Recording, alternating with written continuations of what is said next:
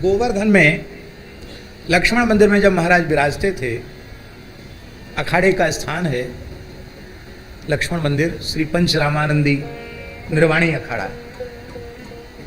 अभी हमारे गुरु भाई वहाँ महंत हैं अशोक नारायण दास जी।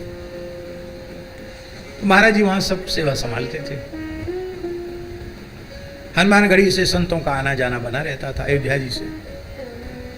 तो हनुमानगढ़ी के सब संत पहलवान ही होते प्राय अखाड़मल। तो एक नागाजी थे, बहुत अच्छे पहलवान थे, और एक महात्मा वहीं महाराज जी के पास रहते थे अखाड़े में। वो थे बहुत दुबले पतले। अब कितने दुबले पतले थे, यहाँ लोकेश दास बैठे हैं कि नहीं बैठे? बैठे। एक महात्मा है हमारे लोकेश दास, वो जितने दुबले पतले हैं इतने दुबले पतले थे वो महात्मा, एक हड्डी हड्डी। और जितने दुबले पतले थे उतने ही क्रोधी थे, बहुत गुस्सा, हर आदमी से उनका झगड़ा हो जाए। तो महाराज जी उनको कहते थे भाई दुर्बल महात्मा है, कमजोर को गुस्सा आ जाता है, इनसे कुछ बोलो मत। महाराज जी उनको बचाव करते थे।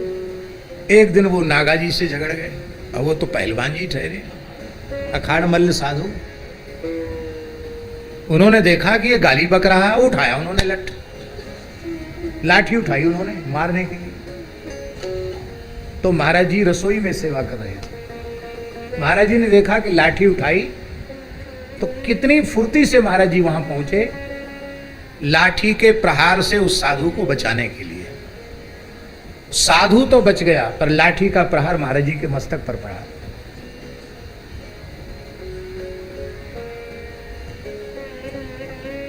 फट गया माथा, धार लग गई रक्त की।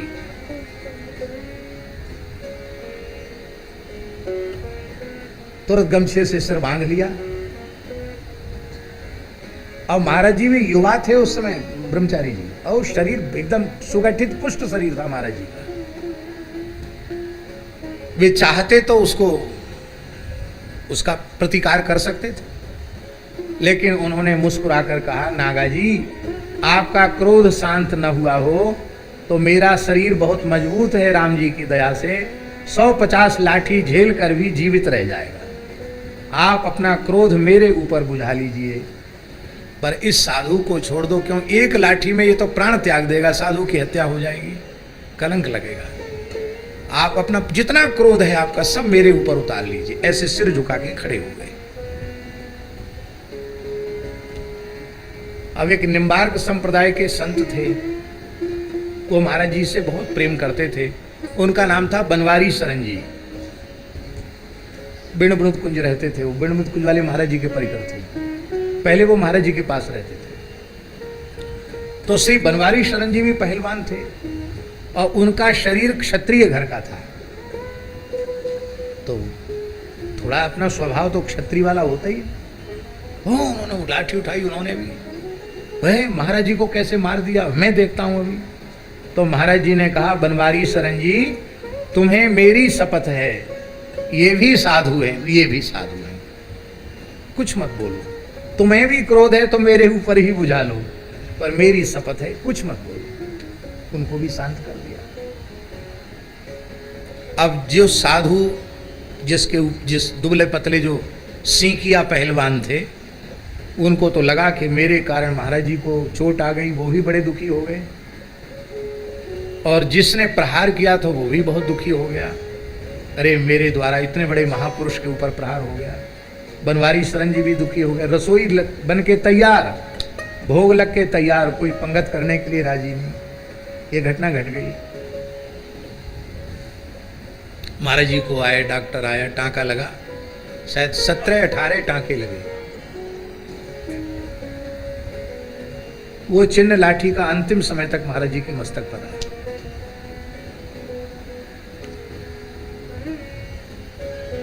इसके बाद महाराज जी ने कहा कि जिन संत ने लाठी मारी तो कहा उनको पहले पंगत में बिठाओ। वो कहते मैं भोजन नहीं करूंगा, मुझसे अपराध हो गया। महाराज बोले आप नहीं पाएंगे तो मैं नहीं पाऊंगा और कोई नहीं पाएगा। आप सबको भूखा रखना चाहते हैं क्या? हमारा कोई दुष्प्रारब्ध था वो कट गया, अब आप प्रसाद पाएं। उनको प्रेम से प्रसाद पवाया, सबको प्रसाद पवाया। सबको प्रसाद पवाने के बाद फिर पाया, पर वे संत बड़े ग्लानि से भर गए, बोले अब हम यहाँ रहेंगे नहीं, हम अयोध्या वापस जा रहे हैं। उस समय गोवर्धन से अयोध्या तक का किराया 8 रुपया था। कितना? तो महाराज जी ने 8 रुपया किराया दिया उनको और 2 रुपए दक्षिणा दी। बोलो वृंदावन बिहारी। बोले ये 2 रुपए आपकी। 2 रुपए बहुत होता था उस समय में। 8 रुपए किराया दिया और 2 रुपए दक्षिणा दी और कहा इस घटना के कारण कभी मन में ग्लानि मत करना, यहाँ आते जाते रहना।